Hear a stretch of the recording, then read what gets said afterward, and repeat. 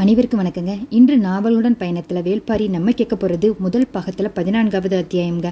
கடைசி 10 அத்தியாயத்தில் என்ன கேட்டோம் அப்படின்னா, நம்ம அகுதை மன்னன் கொற்கை பாண்டியன் அப்படிங்கிற மன்னனால் சதி செய்யப்பட்டு அந்த புனல் நீராட்டு விழாம்போது இறந்ததை நம்ம கேட்டோம். அதுக்கப்புறம் என்னெல்லாம் நடந்தது அப்படிங்கிறத தெரிஞ்சுக்கணும் அப்படின்னா என்னுடைய சேனலை சப்ஸ்கிரைப் பண்ண மறந்துடாதீங்க. நான் கதை சொல்கிற விதம் உங்களுக்கு பிடிச்சிருந்துச்சி அப்படின்னா லைக் பண்ணவும் மறந்துடாதீங்க. அப்போ தான் எனக்கும் உங்களோட சந்தோஷமாக பயணிக்கணும் அப்படின்னு தோணும். சரி வாங்க, இப்போ நம்ம கதைக்குள்ளே போகலாம். அன்று இரவு ஏற்பட்ட மனக்கலக்கம், அதாவது அந்த அகுதி மன்னனுடைய கதையை கேட்டாங்க இல்லையா, அப்போ எல்லோருக்குமே ரொம்ப வருத்தமாக தான் இருந்துச்சு. அதுபோல தான் நம்ம பாரியுடைய மனசும் கபிலருடைய மனசும் ரொம்ப வருத்தமாக இருந்துச்சு. நம்ம கபிலர் கொஞ்சம் கூடுதலாகவே செயலற்று கிடந்தாருங்க. அந்த கதையெல்லாம் கேட்டுட்டு பாரி தான் அவரை கூட்டிகிட்டு போய் உணவு அருந்த வச்சார். பிறகு 2 பேருமே தேரேறி பாலியூருக்கு வந்துட்டாங்க. பாலியூருக்கு போகிற பாதைன்னு சொல்லுவோம் இல்லையா, அங்கே வந்துட்டாங்க.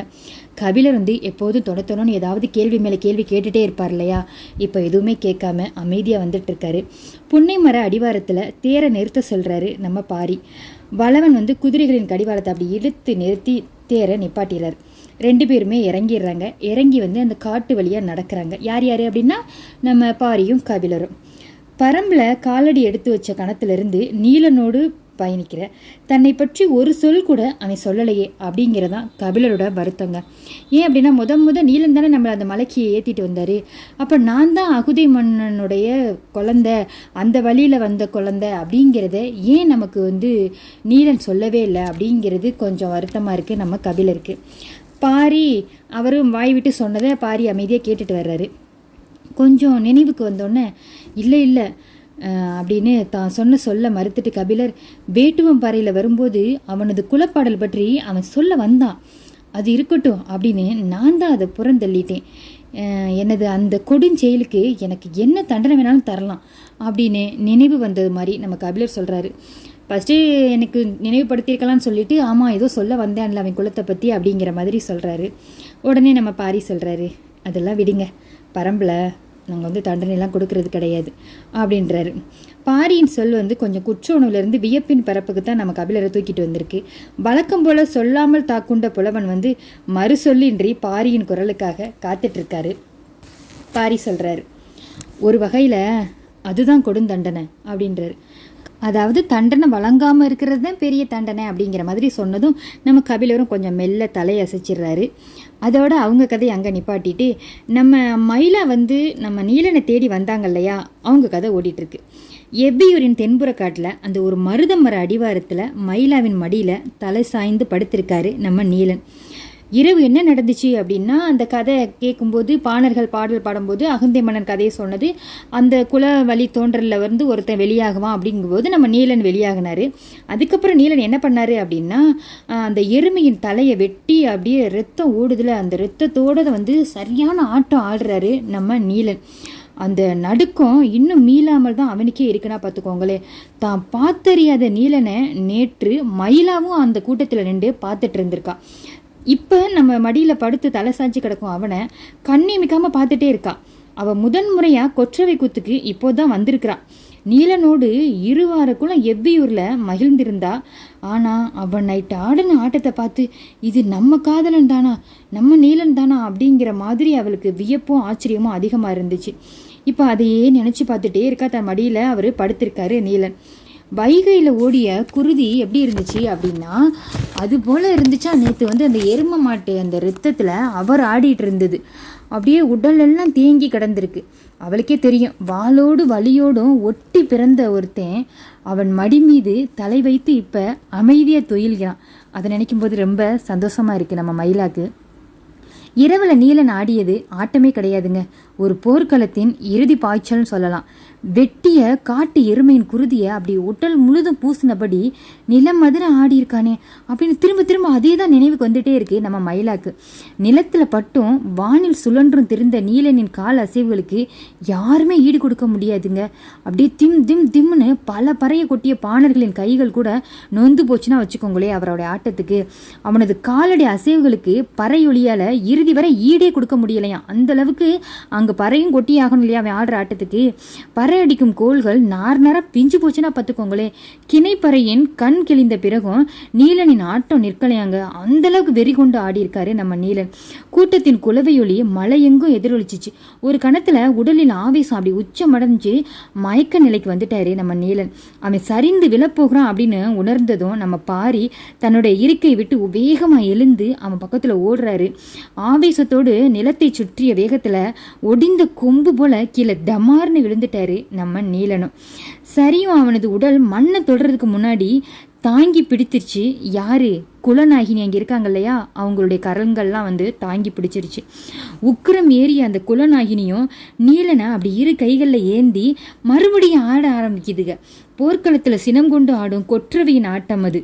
தாவர வேர்கள் உடலெல்லாம் சரசரக்க, கூகை குஞ்சுகள் எங்கும் சிதறி விழ, நாகப்பச்ச நாயகி வேளிர்குல நாகினி நீலனை அப்படி ஏந்தி களம் முழுதும் வளம் வந்துக்கிட்டு ஆடிட்டு வருதுங்க.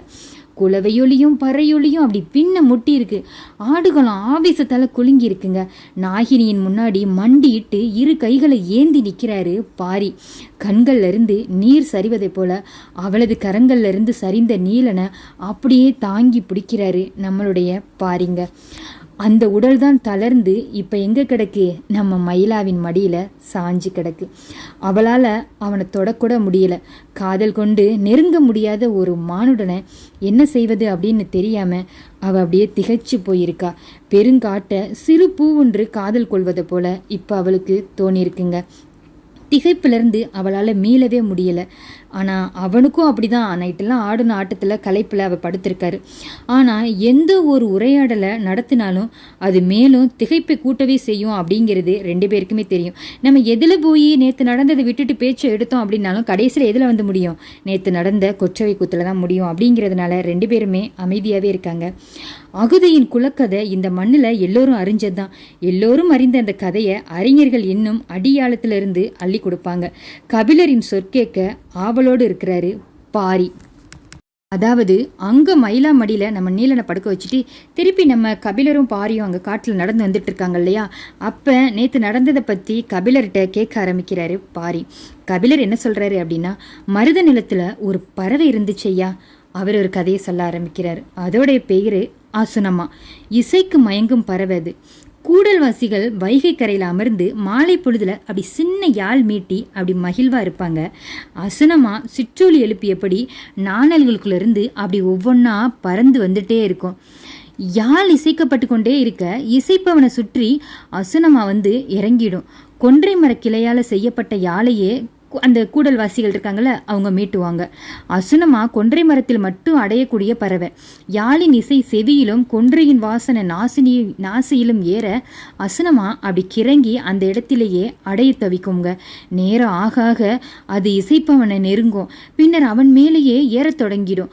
அவனது தோல், கால், கை என எங்கும் அப்படி சீற்றீசல் போல, அதாவது ஈசல் சொல்லுவாங்கள்ல, அது போல அப்படியே மொய்க்க தொடங்கிருமா. மயங்கிய அசுனமா இசைப்பவனோடு கொஞ்சி விளையாட ஆரம்பிச்சு தனது சிறு அழகால அவனது கூந்தலை அப்படி கோதிட்டே இருக்குமா அந்த அசுனமா பறவை. மலரின் இதழ் விரிவதற்காக அவற்றுக்கு எதிரே பறந்தபடி காத்திருக்கும் தேனீக்கள் போல இசைப்பவனின் இமைக்கு நேரே அப்படி ரெக்கையை அப்படியே சடச்சடன்னு அடித்தபடி அதை அப்படியே தள்ளாடி தள்ளாடி மிதக்குமா. இசைப்பவன் அதை கண்டு சிரித்து கொண்டே மறுபடியும் அதை விடாமல் அப்படி யாழ் மீட்டிகிட்டே இருப்பானா. அந்த சிரிப்பு தனது அழகால கொத்த அவனது இதழை முட்டுமா. அதன் கொஞ்சல்ல இருந்து விடுபட முடியாத அந்த இசைஞன் இருக்கார்ல, அவர் இரவெல்லாம் யாழ் மீட்டிக்கிட்டே கிடப்பாராம். அப்படின்னு சொல்லும் போதே கபிலரோட குரல் வந்து கொஞ்சம் உடைய தொடங்குதாங்க. கூடல் மக்களுக்கு அசுனமா தான் குலப்பறவை. இசை கேட்டு தலையாட்டும் அசுனமா இன்று இந்த நில உலகில் எங்குமே கிடையாது. அந்த பறவை இனம் எங்கே போச்சு, எப்படி அழிந்தது அப்படின்னு யாருக்குமே தெரியாது. குட்டூர் முடவனார் தான் ஒரு கவிதை பாடினாரு.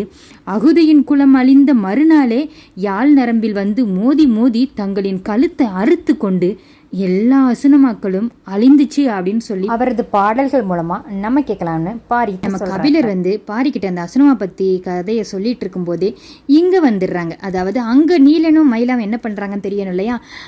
நம்ம மடியில படுத்திருக்கும் போது யாரையாவது இப்படி தலையை அப்படி கோதி விடுவோம் இல்லையா, அது மாதிரி கையை வச்சு அப்படி மெல்ல நீலனுடைய தலையை கோதி கொடுக்குறாங்க நம்ம மயிலா. ஆற்றலின்றி அயர்ந்து கிடந்த நீலன் வந்து அப்படி தலையை அப்படி சொகுசா இருக்கவும் அப்படி கோதி கொடுக்கையில கொஞ்சம் அப்படி கண் விழிச்சு பார்க்குறாரு. அவள் கண்ணன் தொட்டு தூங்குமாறு இமைய மறுபடியும் மூடுறா. நீ தூங்கு அப்படிங்கிற மாதிரி சொல்லுவோம் இல்லையா, அதாவது ரொம்ப நைட் ஆடின ஆட்டத்தில் ரொம்ப அசதியாக இருக்கும், படுத்துக்கோ அப்படிங்கிற மாதிரி அவங்க படுக்க சொல்கிறாங்க. அவனுக்குள்ள இரவின் ஆவசம் அப்படி மேலே எலும்பப்படியே இருந்திருக்குங்க. கிணைப்பாணனின் குரல் செவிப்பறைக்குள்ள அப்படி மீண்டும் மீண்டும் கேட்டுகிட்டே இருந்திருக்கு நம்ம நீலனுக்கு. நினைவுகள் அவனது கழுத்தை வந்து நெரிச்சிருக்கு. எல்லாத்தையும் சட்டனை மறுத்து அப்படி டக்குன்னு கண்ணை மறுபடியும் முழிச்சிருக்காரு. அவள் சற்று கொஞ்சம் பயமே வந்து எந்த அளவுக்கு ஒரு மாதிரி ஆவேசமாக முழிச்சிருக்காரு நம்ம நீலன். நம்ம மயிலாக்கு கொஞ்சம் பயமே வந்திருக்கு. அவளது விரல்கள் அப்படி கண்ணத்தோட பக்கம் மறுபடியும் அப்படி தொடுவோம் அப்படின்னா கொஞ்சம் பயமாக வேற இருக்குது. அவன் கழுத்தை அப்படி தூக்கி இலை அப்படி முயலும்போது அவள் நெஞ்சில் அப்படி கை வைத்து அழுத்தி அவனை மறுபடியும் படுக்க செஞ்சிருக்கான். எனக்கு கொஞ்சம் படுங்க, ஏன் எழுந்திருக்கிறீங்க, கொஞ்சம் படுங்க அப்படிங்கிற மாதிரி. அவன் மனசு வந்து கொஞ்சம் இரவுலேருந்து மீள முயன்றிருக்குங்க. அவள் விரல்களால் அவனது உடல் முகர்ந்து வெளிவர வழி அமைச்சுக்கிட்டே இருந்திருக்கான். ஆனால் வந்து அவன் அதிலிருந்து வெளிவர முடியாமலே இருந்திருக்கான் நைட்டு ஆடின ஆட்டத்திலிருந்து நம்ம நீலன். இப்போ அங்கே கபிலர்கிட்ட நம்ம பாரி கேட்குறாரு, கூடல்வாசிகளுக்கு மட்டும் உளவு சிறப்பாக வசப்பட்டது எப்படி ஐயா அப்படின்ட்டு. உடனே நம்ம கபிலர், எல்லோரும் காட்டை அழித்து விளைநிலமாக்கிய போது காட்டை அறிந்து கொண்டு நிலத்தை விளைவித்தவர்கள் அல்லவா அவர்கள் அப்படின்னு நம்ம கபிலர் சொல்கிறார். மறுபடியும் ஒரு ஆர்வத்தோடு நம்ம பாரி கேள்வி கேட்க ஆரம்பிக்கிறார். அது எப்படி அப்படின்னு. ஆமாம், பன்றி அகழ்ந்த நிலத்தில் பயிர் நட்ட மலை அனுபவம் தான் சமதளத்தில் இப்படியெல்லாம் அவங்களால பண்ண முடிஞ்சிச்சு. பயிர் நடு முன்னாடி மண்ணை ஏற்கொண்டு கிளற சொல்லிச்சு. பன்றியின் முன் உதடு பூமியின் தன்மையை உணரும், அதுபோல் பூமியை உணரவும் நிலத்தை கிழித்து இறங்கும் மரத்தை உணரவும் அந்த கூடல்வாசிக உணர்ந்தாங்க. வண்டல் மண்ணுக்கு இறுகிய மண்ணுக்கும் இளமண்ணுக்கும் உழுபடைகள் வகைப்படுத்தி உருவாக்குனாங்க. தாலி மரமும் வேளா மரமும் வெக்காளி மரமும் கொண்டு கலப்பைகள் செஞ்சாங்க. மண்ணின் தன்மைக்கு ஏற்ப அவற்றை பயன்படுத்தினாங்க. உழு மரங்கள் மண்ணுக்கு ஏற்ற ஆழம் கொண்டு உழுதுச்சு. எல்லாரும் நிலத்தை உழ வேண்டும் அப்படின்னு அப்போதான் அறிஞ்சு வச்சுருந்தாங்க. ஆனால் உழும் நிலத்தை உணர வேண்டும் அப்படின்னு அறிஞ்சதும் அவங்க தான், கூடல்வாசிகள் தான் அப்படின்னு நம்ம கபிலர் பாரிக்கு சொல்கிறார். அதாவது அப்போ அதுக்கப்புறம் வந்து விளைநிலங்களை உழுது வந்து அந்த கூடல்வாசிகள் தான் அப்படிங்கிற மாதிரி சொல்கிறாங்க. உணர முடியாத இடத்துல கிடந்த நீலனை அங்கே நம்ம மயிலா வந்து அப்படியே உணர தலைப்படுறா. இடது கையால் அப்படி கழுத்தோடு அணைச்சி அவனை அப்படி தூக்குறா. அவனது முகம் முழுவதும் அவளது கூந்தல் உழுது இறங்கிச்சு. மேலுதடு கீழ் இறங்கி உள்ளிறங்க துடிச்சிச்சு அவளது இதழ்கள். ஆனால் அவன் சோர்வில் இருந்து விடுபடாமல் இருந்ததுனால மூடி வைத்திருந்த சிறு களையத்தை எடுத்து அவனுக்கு குடிக்க கொடுக்குறா. அவன் கைகள் மிகவும் அப்படி துவண்டிருந்துச்சு. அவளது வலது கை களையத்தை அப்படி தாங்கி இருக்க அவன் அப்படியே பைய குடிக்கிறான் அந்த களையத்தில் என்னமோ கொண்டு வந்ததை, அதாவது நீராகாரத்தை. நினைவுகளை அப்படி உதிர்த்து விட்டுட்டு வெளிவர துடிக்கும் அவனது வேட்கை கண்களில் தெரியுது. நீராகாரம் உள்ளுக்குள்ளே இறங்குனதும் கொஞ்சம் மயக்கம் வந்து தெளியுதுங்க. நீல நினைவின் ஆழத்திலிருந்து மேலேறி அவளது மார்பின் சரிவுக்கு வந்து சேர்ந்துடுறாரு. கபிலர் தான் கேள்விப்பட்ட அந்த தொல்கதையை வியப்பு குறையாமல் சொல்லிட்டு இருக்காரு அங்கே பாரிக்கிட்ட. அது மட்டும் கிடையாதுங்க, ஏற்கலப்பைய மாடு இழுக்க அதன் கழுத்தில் போடும் குறுக்கு ஆரத்தை எல்லா மரங்கள்லையும் செய்து மாட்டின் கழுத்தில் மாட்டி இழுத்து வந்திருக்காங்க. அகுதையின் குளம்தான் முதல்ல அதை கண்டறிஞ்சு அத்தி மரம்தான் ஆவினத்தின் சேர்மானம்னு குறுக்கு ஆரத்தை அத்தி மரத்தில் செஞ்சுருக்காங்க. அதுதான் கணம் குறைவாக இருக்கும். எவ்வளவு இழுத்தாலும் மாட்டின் கழுத்து தோலில் வடு பிடிக்காது. அதன் கழுத்து நரம்புக்கு எண்ணெய் நீவியது போல சிறு நெளிவுக்கு கூட சரிந்து கொடுத்து அப்படி போயிட்டே இருக்கும். மாட்டுக்கும் எந்த ஆபத்தும் இருக்காது அப்படிங்கிறத கண்டறிந்ததும் அந்த அகுதை இன மக்கள் தான். பாரி வியப்போட மருக கேட்குறாரு, கால்நடைகளை மரங்களோடு இணைத்து பொறுத்த மதிநுட்பம் தேவையல்லவா? காடும் கால்நடைகளும் அதிசய உறவு கொண்டவைதானே அப்படின்னு கேட்குறாரு. உடனே நம்ம கபிலரும் ஆம் அப்படின்னு தலையாட்டிட்டு திரும்ப என்ன சொல்கிறாரு அப்படின்னா, மரத்தையும் மாட்டையும் இணைத்தது மட்டுமல்ல, தாவரத்தையும் மண்ணையும் கூட இணைத்து வைத்திருக்கின்றனர். ஆவார இலைய அடிமண்ணில் போட்டபோது அவர்கள் சொல்வதை யாருமே நம்பலை. அறுவடை நாளில் அம்பாரமாக குவிந்த விளைச்சல் கண்டு வாய் பிளந்தவர்கள் அந்த செடியின் பெயர் என்ன அப்படின்னு மீண்டும் மீண்டும் பலர் வந்து கேட்டு போனாங்க அப்படின்னு சொல்கிறாரு. எதற்கும் ஆகார் என கேலி பேசி சிரித்த அவர்களின் பெருங்கிழவன் ஒருவன் தான் அந்த இலையை கண்டறிந்து நிலத்தில் போட்டு அமுக்குனவன். அவன் சொன்னதை 2 விளைச்சலுக்கு பிறகே மக்கள் ஏற்றனர் அப்படின்னு அவர் சொல்லி முடிக்கிறார். அதுக்குள்ளே இங்கே வந்துட்டாங்க, அதாவது மயிலா நீலன் கதைக்கு. நீராகாரம் குடித்தாங்க இல்லையா, அந்த நீராகாரத்தை நம்ம நீலன் குடித்து முடிக்கிறாரு. அவனுடைய முகம் வந்து கொஞ்சம் இப்போ அமைதியாக இருக்குங்க. மயிலா அவனை எப்படி உள்வாங்குவது அப்படின்னு தெரியாமல் கொஞ்சம் தவிக்கிறா. அவனது முகத்தை அப்படி மார்போடு அணைச்ச போது அவளது கை கொஞ்சம் நடுங்கி இருக்குங்க. தன்னை எத்தனையோ முறை தழுவி கிடந்த நீலனாய்வேன் அப்படின்னு யோசிக்கிறா. ஆனால் குலநாயகினி கையில் ஏந்து நின்ற அந்த காட்சியை நினச்சி பார்க்கையில் அவனை கொஞ்சம் தொடுறதுக்கு கொஞ்சம் ஆள் மனசு கொஞ்சம் பயம் கொடுக்குது நம்ம மயிலாக்கு. நேற்றைய இரவில் நான் பார்த்த நீலன் நீதானா அப்படின்னு அவனை பார்த்து கேட்கக்கூட ஆரம்பிச்சிடுறான். அந்த நேரம் 2 பேருக்கும் கொஞ்சம் அன்பு கூடுதலாகுது. 2 பேரும் அன்பால் கொஞ்சம் நேரம் இணைஞ்சிருக்காங்க. மறுபடியும் வந்து அந்த அன்பு கொஞ்சம் கலைஞ்ச பிறகு கேட்குறாங்க, சரி இப்போ சொல்லு, எனக்கு நான் கேட்ட கேள்விக்கு நீ பதிலே சொல்லலையே அப்படின்னு மயிலா கேட்குறாங்க. உடனே வந்து மயிலாவோட கேள்விக்கு அவன் மறுபடியும் பதில் சொல்லணும்னு நினைக்கிறான், ஆனால் சொல்லலை. உடனே அவளுடைய இமைகள் துடித்து ஆடுவதையே அப்படியே பார்த்துட்டே இருக்கான். அடிமண்ணில் ஆகாரமாக சேர்ந்து கிடக்கும் குலக்கதைகள் வெளிப்பார்வைக்கு சட்டுன்னு தெரியாதல்லவா. உனது தோள்கள் எனது அணைப்புக்கு அப்பாற்பட்டவையாக மாறி இருக்கு அப்படின்னு உணர்றேன். உனக்குள் இருக்கும் நெருப்புக்கு முன் நம் காதல் நிலை கொள்ள மறுக்குது அப்படின்னு சொல்லிட்டு இருக்கும்போதே அவளது கண்கள்ல இருந்து நீர் கூட வலிந்து ஓடுதுங்க. ஒரு கணம் அப்படி கண்களை மூடி தன்னை அமைதிப்படுத்திக்கிறான். அதாவது அழ ஆரம்பிக்கிறான். பழையபடி காதலை செலுத்த முடியலை இல்லையா, பழையபடி எப்படிலாம் 2 பேரும் அன்பா அந்யோன்யமாக இருந்திருப்பாங்க. இப்போ பக்கத்தில் போகவே பயம் வருது. காதல் அப்படின்னாவே ஒரு பயம் வருது. அதைத்தான் சொல்கிறாங்க. பரம்பின் எல்லா பெண்களையும் போல அவளுக்கும் அந்த நேரம் வள்ளியே தங்க நினைவுக்கு வந்திருக்கா. வள்ளியின் உறுதிப்பாட்டுக்கு இணை சொல்ல யாருமே கிடையாது. பெண்ணின் வீரிய வடிவம் அவ. மயிலாவின் மனம் வள்ளியை நினைச்சிட்டு இருக்கும்போது தன்னை தூக்கி கொண்டு செல்வது போல உணர்றா. வள்ளியின் நினைவு எந்த துயரத்திலிருந்தும் வெளியேற்றுங்க. நினைவின் சுகத்தை உடல் உணர்ந்துட்டு இருந்துச்சு. சட்டென கண் விழித்து பார்க்குறா மயிலா. நீலன் தன் 2 கைகளால் அவளை தூக்குனபடி மர நிழல் விட்டு வெயில் இறங்கும் நிலம் நோக்கி வந்துட்டு இருக்காரு. சூரிய ஒளி இருவர் மீதும் பொழிந்து இறங்கிருச்சு. அவளின் கண்களை பார்த்து நீலன் சொல்கிறான், நான் அகுத, நீ அசுனமா, வாழ்ந்தாலும் அழிந்தாலும் நமக்கு பிரிவில்லை, நீ அழாத அப்படிங்கிற மாதிரி சொல்கிறாரு. மலையில் வாழ்ந்தவங்க, காட்டில் வாழ்ந்தவங்க, கடற்கரையில் வாழ்ந்தவங்க எல்லோருமே வந்து வெட்டி சாய்க்கும் வால்முனையின் பின்னும் பாய்ந்து இருக்கும் அம்பு முனையின் பின்புமே அலைஞ்சு கொண்டிருந்தாங்க. ஆனால் கூடல்வாசிகள் தான் எந்த நேரமும் ஊர்ந்து நகரும் மண்புழுவின் பின்னாடியும் சிறு துவாரம் உருவாக்கி மறுகணமே சிறகு விரிக்கும் ஈசல் பின்னாடியும் அலைஞ்சிட்டு இருந்தாங்க அப்படின்னு கபிலர் அங்கே பாரிக்கிட்ட சொல்லிட்டு இருக்காரு. உடனே நம்ம பாரியும், உண்மைதான், ஆனால் வால்முனைதானே வெற்றி கொண்டது.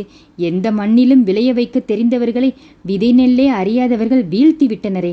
காலம் வைகையின் சாட்சியாக சொல்லும் செய்தி ஒன்றுதான். எந்த கணமும் நீ தாக்கப்படலாம், ஆனால் அதற்கு முந்தைய கணம் உன்னுடையது. அதில் நீ கையேறு நிலையில் நின்றால் உன் குலம் ஆற்றோடு போகும் அப்படின்னு பாரி வந்து அந்த அகுதியின் கதை மூலமாக தெரிஞ்சுக்கிட்டோம் அப்படின்னு சொல்கிறாரு. கபிலரும் அதுக்கு தலையசைச்சு ஆமாம் ஆமாம் அப்படின்னு ஒப்பிட்டாரு. அகுதை மாவீரன்தான், ஆனால் திருநாளின் அதிகாலையில் கொலைவாள் கொண்டு சூழப்படுவோம் அப்படிங்கிறத எதிர்பார்க்கும் அளவுக்கு அவன் மனம் சீர்கடவில்லை அப்படின்றார். அதுக்கு நம்ம பாரி, தீயவர்களின் வீழ்ச்சி மகிழ்வை கொடுக்கும், பாதிப்பை ஏற்படுத்தாது. நல்லவர்களின் வீழ்ச்சியோ துயரத்தோடு நிற்காது, பெரும் பாதிப்பை உருவாக்கும். அகுதையின் தோல்விதான் இந்த மண்ணின் சமநிலை சரிய காரணமாச்சு. வளமான பூமி தன் கைக்கு வந்ததும் வென்றவன் பெரும் வலிமை கொண்டவன் ஆனான். அதுபோல ஒரு கொலைவெறி தாக்குதலை எதிர்பாராத பொழுதுல நிகழ்த்தினா நாமும் பெருவளம் பெற்றவர்களாக மாறுவோம் அப்படிங்கிற எண்ணம் எல்லோருக்கும் வர தொடங்குச்சு. அதைவிட பெரும் தாக்குதலை நிகழ்த்தி அடுத்தடுத்து 3 குலங்களை அழிச்சதுனால பாண்டிய குலம் முதல் நிலை பெற்றுச்சு. போர் அப்படிங்கிறது அரைக்கூவி நிகழ்த்துவது அப்படிங்கிற மரபை உடைச்சிட்டாரு அந்த கொற்கை பாண்டியன். அகுதியின் மீது தொடுக்கப்பட்டது போரே கிடையாது அப்படின்னு பாரி பேசிட்டு இருக்கும்போதே இடதுபுறம் அந்த ஒரு புதர் இருந்திருக்கு. அந்த புதருக்குலேருந்து ஒரு செந்நாய் ஒன்று அப்படி பாஞ்சு ஓடி இருக்கு. அது ஓடிய திசை நோக்கி பாரியும் ஓடுறாரு. அது பின்னாடி அது அடுத்தடுத்த புதர்களுக்குள்ள நுழைஞ்சு அப்படி வேகம் எடுக்க ஆரம்பிச்சிருச்சு. அதன் திசையை கூர்ந்து கவனிச்சபடி தன் கையில் இருந்த ஈட்டியை இழுத்து வீசியிருக்காரு நம்ம பாரி. அப்படி செடி கொடிகளெல்லாம் அப்படி கிழிச்சுக்கிட்டு அதன் விழாவில் போய் இறங்கிருச்சு அந்த ஈட்டி. பாரியை நோக்கி ஓடி வந்து நின்ற கபிலர் வந்து அப்படி மூச்சு இறைச்சிருச்சு. ஏன்னா அவர் ஓட ஓட நம்ம பாரியும் வந்து பாரி ஓட ஓட நம்ம கபிலர் அவர் பின்னாடியே ஓடி இருக்காரு. என்னப்பா அது இறந்துடுச்சா அப்படின்னு மூச்சு வாங்கிட்டு நம்ம கபிலர் கேட்குறாரு. அப்படின்னு பாரி சொல்கிறார். தன் போக்கில் போகும் விலங்கை ஈட்டி எறிந்து கொள்ளும் செயல் கபிலருக்கு கொஞ்சம் நடுக்கத்தை ஏற்படுத்தியிருக்கு. என்னப்பா நீ அப்படி பாரியா எப்படி அப்படின்னு பதறிட்டே கேட்குறாரு. புதருக்குள்ளே போன பாரி தான் எரிந்த ஈட்டியை அதன் உடல்ல இருந்து அப்படி பிடுங்கி எடுத்து வர்றாரு. கபிலர் முகத்துல இருந்த வெறுப்பை பார்த்தபடி இலைகளால் ஈட்டியில் இருந்த குருதியை அப்படி தொடச்சிக்கிட்டு சொல்றாரு, விலங்குகள் நமது உணவுக்காக பிற விலங்குகளை வேட்டையாடி தின்கின்றன. ஆனால் தனது உணவுக்காகவும் தேவைக்காகவும் மட்டுமல்லாமல் கண்ணில் படும் எல்லா விலங்குகளையும் கொன்று போடும் இயல்புடைய விலங்கு இது ஒன்று மட்டும்தான். கண்ணில் படும் நாடுகள் எல்லாம் விலங்க பார்க்கும் வேந்தர்களைப் போல அப்படின்னு சொல்றாரு. அதாவது விலங்குங்கிறது உணவுக்காக போய் இன்னொரு விலங்கை சாப்பிடலாம், ஆனால் அதுக்காக தன்னுடைய தேவைக்காக எந்த விலங்கை பார்த்தாலும் அடித்து கொல்ற விலங்கு இந்த சென்னாய் மட்டும்தான் அப்படிங்கிற மாதிரி சொல்கிறாரு. இது போல தான் அதாவது ஒரு வேந்தர்களும் இருக்காங்க அப்படின்றார். கொஞ்சம் கபிலர் வியப்போடவும் அதிர்ந்தும் நம்ம பாரியை பார்க்குறார். ஆமாம், காட்டு உயிர்களின் அழிவு சக்தி இதுதான். அழிவு சக்திகளை எந்த இடத்துல கண்டாலும் பரம்பின் ஈட்டி பாயும் அப்படின்னு அப்படி ஒரு வீராப்பா சொல்கிறாரு நம்ம பாரி. இதோட இந்த அத்தியாயம் முடிவடையுதுங்க. நம்ம யார் மீதாவது அதிகமாக அன்பாக இருக்கும்போது அந்த அன்பானவருக்கு ஏதோ ஒரு பெரிய பிரச்சனை, ஏதோ ஒரு குழப்பத்தில் இருக்கார், இல்லை துன்பம் அதிகமாக இருக்குது அப்படிங்கிறத நம்ம கண்ணாலே நம்ம பார்க்கும்போது நம்மளுடைய காதலை அவங்களுக்கு கொடுக்கறதுக்கும் நம்ம யோசிப்போம். அந்த பழையபடி நம்ம 2 பேருக்கும் இருந்த காதலை அவங்கள்ட்ட இருந்து நம்ம எதிர்பார்க்குறதும் ரொம்ப சிரமமான விஷயந்தாங்க. இந்த இடத்துல தான் இப்போ நம்ம மயிலா இருக்காங்க. நம்ம 2 பேருக்கும் எங்கே பிரிவு வந்துருமோன்னு எனக்கு பயமாக இருக்குது அப்படின்னு சொன்ன கணத்தில் நம்ம நீலன் சொன்ன பதில், நான் கண்டிப்பாக நம்ம 2 பேருக்குள்ளே பிரிவு வராது, நீ அசுனமா, நான் அகுதை அப்படிங்கிற மாதிரி சொல்லி முடித்தார். கபிலரும் நம்ம பாரிக்கிட்ட விளைநிலங்களை பற்றியும் வேளாண்மை பற்றியும் அழகாக எடுத்து சொன்னாங்க. நம்ம பாரி சென்னாயை எதனால் கொண்டாரு அப்படிங்கிறத இந்த அத்தியாயத்தில் நம்ம தெரிஞ்சுக்கிட்டோம். அந்த வேந்தர்களும் அது போல தான் சென்னாய் போல அப்படின்னு சொன்னார் இல்லையா, அது எந்த வேந்தர்களை பற்றி சொன்னார் அப்படிங்கிறத நம்ம தெரிஞ்சுக்கணுமா? என்னோட நீங்கள் அடுத்தடுத்த அத்தியாயத்தில் தொடர்ந்து பயணிக்கணும் அப்படிங்கிற நம்பிக்கையில் உங்கள் ருத்ரா. நான் கதை சொல்கிற விதம் உங்களுக்கு பிடிச்சிருந்துச்சு அப்படின்னா என்னுடனே நீங்கள் அடுத்தடுத்த அத்தியாயம் தொடர்ந்து பயணிக்கணும்னாலும் சப்ஸ்கிரைப் பண்ண மறந்துடாதீங்க. தொடர்ந்து பயணிப்போம், காத்திருங்கள். அதுக்கு முன்னாடி ஒன்று உங்களுக்கு நினைவுபடுத்துகிறேன். என்னுடைய ஒவ்வொரு அத்தியாயமும் தொடர்ந்து கேட்கணும் அப்படின்னா பிளேலிஸ்ட்டில் இருக்குது. வேள்பாரி அப்படிங்கிற தலைப்பு மூலமாக கேட்டுக்கோங்க. என்னுடைய ஒவ்வொரு பதிவுடைய கமெண்ட்லேயும் அடுத்த அத்தியாயத்துக்கான பதிவும் இருக்குது. அதையும் மறந்துடாமல் கேளுங்க. நன்றிங்க.